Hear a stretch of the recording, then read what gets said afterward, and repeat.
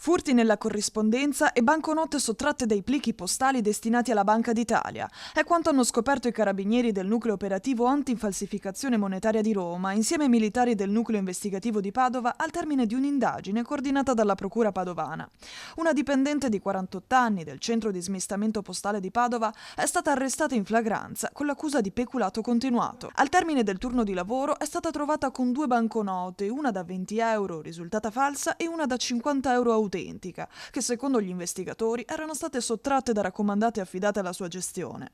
Indagata anche un'altra impiegata dello stesso centro, durante una perquisizione domiciliare i carabinieri hanno sequestrato lettere, biglietti augurali, gadget e 680 euro in contanti, ritenuti presumibilmente proventi della corrispondenza trattata.